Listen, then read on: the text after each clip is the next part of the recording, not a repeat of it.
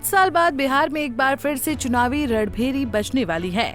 एक तरफ महागठबंधन कमर कसकर तैयार है, तो दूसरी तरफ एनडीए ने फिर से सत्ता पाने के लिए किलेबंदी शुरू कर दी है। बिहार विधानसभा चुनाव 2025 की तैयारियों के लिए महागठबंधन की चौथी अहम बैठक 12 जून को तेजस्वी यादव के सरकारी आवास पर हुई।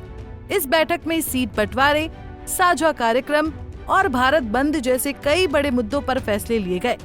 महागठबंधन के सभी दल एकजुट होकर चुनाव लड़ने और नीतीश कुमार को चुनौती देने की रणनीति पर सहमत हुए। बैठक में तय हुआ कि सीट बंटवारा 2020 के विधानसभा चुनाव के फॉर्मूले के आधार पर होगा। हालांकि कुछ सीटों में हेरफेर हो सकता है। तेजस्वी यादव ने कहा कि महागठबंधन एकजुट है और बिहार में बदलाव लाने के लिए तैयार है।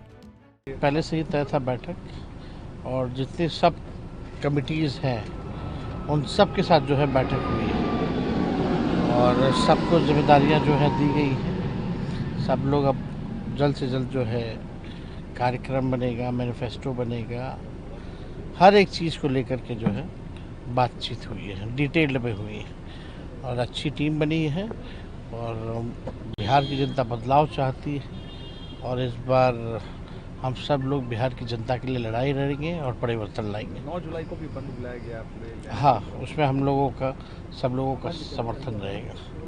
सभी दल अपनी पसंदीदा सीटों और विधानसभा क्षेत्रों की सूची तेजस्वी यादव को सौंपेंगे। अगली बैठक तक हर दल अपनी सूची और उम्मीदवारों के नाम फाइनल कर देगा। तेजस्वी यादव खुद हर दल के शीर्ष नेताओं से एक एक करके सीटों पर बात करेंगे ताकि कोई विवाद न रहे। महागठबंधन ने 9 जुलाई को वाम दलों के आह्वान पर होने वाले भारत बंद को पूरा समर्थन देने का ऐलान किया। इस बंद में सभी दल मिलकर अपनी ताकत दिखाएंगे। इसके अलावा गठबंधन के दल पंचायत, प्रखंड से लेकर प्रदेश स्तर तक साझा कार्यक्रम चलाएंगे। इन कार्यक्रमों में नीतीश सरकार और केंद्र की नीतियों के खिलाफ जनता को जागरूक किया जाएगा। बैठक में राजद, कांग्रेस, भाकपा, भाकपा माले और वीआईपी के बड़े नेता शामिल थे।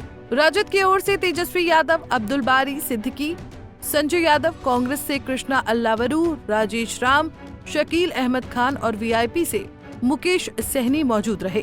सूत्रों के मुताबिक तेजस्वी को मुख्यमंत्री चेहरा बनाने पर चर्चा हुई, लेकिन कांग्रेस ने अभी भी इस पर अपनी सहमति नहीं दी। देखिए, बैठक में सारी कमिटियां जो है फुल प्रूफ हो करके निकलेगा और आने वाला समय में ये कमिटियां काफ़ी जोरदार तरीका से हम लोग जनता के बीच में जाएंगे। ये सारी तैयारियां क्या कुछ बातें हुई है? ये सारी चर्चा हो चुकी है। आने वाला समय में धीरे धीरे आपको सब पता ये सारी व्यवस्था अलग चीज है। हम लोग बैठ करके सारे चीज पे निर्णय ले चुके। बैठक को लेके देखिए, ये तो हमारे पार्टी का इंटरनल पॉलिसी है। 60 सीट पर हम लोग लड़ेंगे। महागठबंधन 243 सीट है। 243 पे हम सब मिलकर संयुक्त लड़ाई लड़ेंगे और सब सीट एक एक करके जीतेंगे।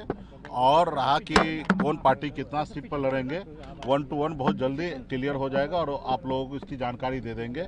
सीएम कौन होंगे, डिप्टी सीएम कौन होंगे, ये हम लोगों के गठबंधन में अंडरस्टूड है। लेकिन आने वाला समय में आप लोगों के बीच में सब चीज़ की जानकारी हम लोग देंगे जैसे जैसे क्लियर होगा।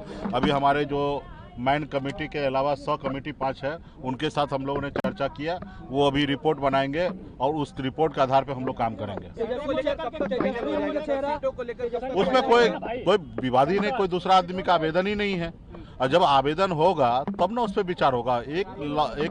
एकमात्र हमारे चेहरा जो है तेजस्वी प्रसाद यादव जी है और उस पर कोई विवाद नहीं है। वो सीएम का कैंडिडेट ये मान के चलिए कि वही है। और रहा कि समय रहते हुए सारी चीज आप लोग को जानकारी देंगे। जल्द से जल्द सीटों को लेकर बंटवारा वो सब हो रहा है, हम लोग का इंटरनल हो रहा है। सब चीज आपको बताएंगे समय आने पर। महागठबंधन की कोशिश है कि बूथ स्तर तक समन्वय बनाकर एनडीए को कड़ी टक्कर दी जाए। गठबंधन में समाजवादी पार्टी, रालोजपा और AIMIM के शामिल होने की संभावनाओं पर भी बात हुई। अगली बैठक में सीट बंटवारे को अंतिम रूप देने की उम्मीद है। तो अब सवाल है कि बिहार विधानसभा चुनाव है कब? इस सवाल का जवाब जानने के लिए पहले आपको ये जानना जरूरी है कि एनडीए की नीतीश सरकार का कार्यकाल कब तक है। बिहार की वर्तमान सरकार यानी नीतीश सरकार का कार्यकाल 23 नवंबर 2020 से शुरू हुआ था। नीतीश सरकार का कार्यकाल इस साल यानी 2025 में 22 नवंबर तक है। जाहिर है कि इससे पहले चुनाव होंगे। माना जा रहा है कि सितंबर से अक्टूबर के बीच आचार संहिता लग जाएगी। माना ये भी जा रहा है कि अक्टूबर से नवंबर के शुरुआती हफ्ते के बीच वोटिंग और मतों की गिनती संपन्न कराई जा सकती है। हालांकि चुनाव आयोग के पास तैयारी और तारीखों का ऐलान करने के लिए अभी काफी समय है। ऐसे में ये माना जा सकता है कि अक्टूबर के अंत तक चुनाव संपन्न करा लिए जाएंगे। इसको लेकर राजनीतिक दलों ने भी अपनी तैयारी न सिर्फ शुरू की बल्कि तेज भी कर दी है। हालांकि चुनाव की तारीखों पर अंतिम फैसला चुनाव आयोग ही लेगा। Bureau report, Punjab Kesari TV. हमसे जुड़े रहने के लिए हमारे YouTube चैनल को सब्सक्राइब करें और नई वीडियो की नोटिफिकेशन के लिए बेल आइकॉन को दबाएं।